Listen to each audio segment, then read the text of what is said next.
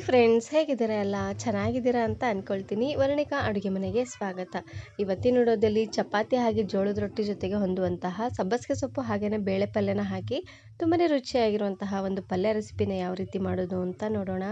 ತುಂಬಾ ಚೆನ್ನಾಗಿರುತ್ತೆ. ಹಾಗಾದರೆ ಬನ್ನಿ ತಡ ಮಾಡದೆ ರೆಸಿಪಿನ ಶುರು ಮಾಡೋಣ. ಇದನ್ನು ಮಾಡಲಿಕ್ಕೆ ಮೊದಲು ನಾನಿಲ್ಲಿ ಒಂದು ಪ್ಯಾನಿಗೆ ಎಣ್ಣೆನ ಹಾಕ್ಕೊಳ್ತಾ ಇದ್ದೀನಿ. ಸಣ್ಣ ಚಮಚೆಯಲ್ಲಿ ಒಂದು 4ರಿಂದ 5 ಚಮಚ ಆಗುವಷ್ಟು ಎಣ್ಣೆ ಹಾಕ್ಕೊಳ್ಳಿ.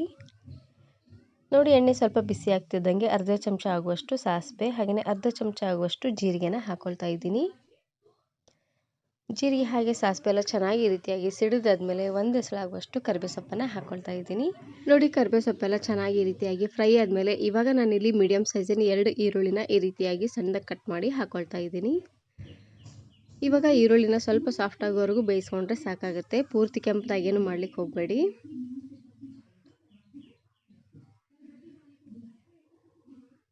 ನಾನು ಇದೇ ರೀತಿ ಬಹಳಷ್ಟು ವೆರೈಟಿ ಆಗಿರುವಂತಹ ಪಲ್ಯ ರೆಸಿಪೀಸ್ನ ಅಪ್ಲೋಡ್ ಮಾಡಿದ್ದೀನಿ. ವಿಡಿಯೋ ನೋಡಿಲ್ಲ ಅಂದರೆ ಈ ವಿಡಿಯೋ ಕೊನೆಯಲ್ಲಿ ಹಾಕಿರ್ತೀನಿ, ನೋಡಿ ಚೆಕ್ ಮಾಡಿ. ನೋಡಿ, ಈರುಳ್ಳಿ ಎಲ್ಲ ಸ್ವಲ್ಪ ಈ ರೀತಿಯಾಗಿ ಸಾಫ್ಟ್ ಆದಮೇಲೆ ಇವಾಗ ನಾನಿಲ್ಲಿ ರುಚಿಗೆ ತಕ್ಕಷ್ಟು ಉಪ್ಪನ್ನು ಹಾಕ್ಕೊಳ್ತಾ ಇದ್ದೀನಿ.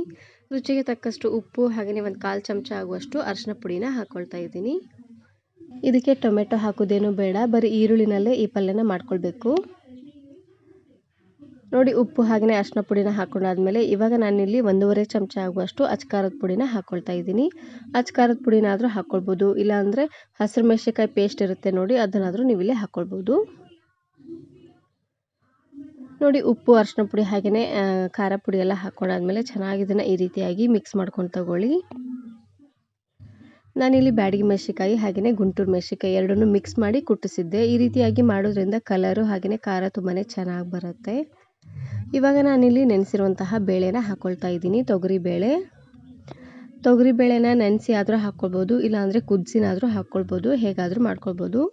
ನಿಮಗೆ ಟೈಮ್ ಇಲ್ಲ ಅನ್ನೋರು ನೆನೆಸೋ ಬದಲಿ ಕುಕ್ಕರಿಗೆ ಹಾಕಿ 1 ವಿಸಿಲ್ ಬರ್ತಿದ್ದಂಗೆ ಸ್ವಲ್ಪ ಆಫ್ ಮಾಡ್ಕೊಂಬಿಡಿ. ಕರೆಕ್ಟಾಗಿ ಈ ರೀತಿಯಾಗಿ ಉದುದ್ರಾಗಿ ಬರುತ್ತೆ. ಟೈಮ್ ಇದ್ದರೆ ತೊಗರಿ ಬೇಳೆನ ಚೆನ್ನಾಗಿ ತೊಳೆದು ಒಂದು ಅರ್ಧ ಗಂಟೆ ಅಷ್ಟೊತ್ತು ಚೆನ್ನಾಗಿ ಇದನ್ನು ನೆನೆಸಿದ್ರೆ ಆಯಿತು. ತುಂಬಾ ಚೆನ್ನಾಗಿ ನೆನೆಯುತ್ತೆ. ನೋಡಿ, ಬೇಳೆನ ಹಾಕ್ಕೊಂಡು ಈ ರೀತಿಯಾಗಿ ಚೆನ್ನಾಗಿ ಇದನ್ನು ಮಿಕ್ಸ್ ಮಾಡ್ಕೊಂಡು ತಗೊಳ್ಬೇಕು.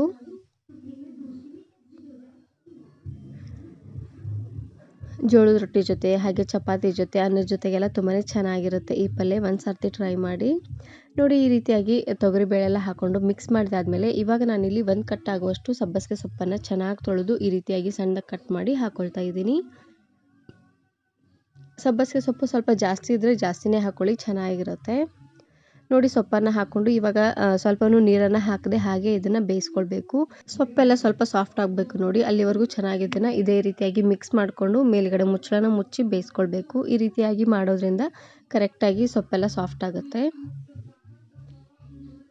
ಒಂದು 2ರಿಂದ 3 ನಿಮಿಷವರೆಗೂ ಚೆನ್ನಾಗಿ ಇದನ್ನು ಬೇಯಿಸ್ಕೊಂಡ್ರೆ ಆಯಿತು. ಸೊಪ್ಪು ತುಂಬಾ ಸಾಫ್ಟಾಗಿ ಬೇಯುತ್ತೆ. ನಾನು ಸಬ್ಬಸಿಗೆ ಸೊಪ್ಪು ಹಾಗೆಯೇ ಮೊಟ್ಟೆನ ಬಳಸಿ ತುಂಬಾ ಚೆನ್ನಾಗಿರುವಂತಹ ಒಂದು ರೆಸಿಪಿನ ಅಪ್ಲೋಡ್ ಮಾಡಿದ್ದೀನಿ. ವಿಡಿಯೋ ನೋಡಿಲ್ಲ ಅಂದರೆ ಈ ವಿಡಿಯೋ ಕೊನೆಯಲ್ಲಿ ಹಾಕಿರ್ತೀನಿ, ನೋಡಿ ಚೆಕ್ ಮಾಡಿ. ಇವಾಗ ನಾನಿಲ್ಲಿ ಮೇಲ್ಗಡೆ ಮುಚ್ಚಳನ ಮುಚ್ಚಿ ಒಂದು 2 ನಿಮಿಷವರೆಗೂ ಹಾಗೆ ಇದನ್ನು ಬಿಟ್ಬಿಡ್ತೀನಿ.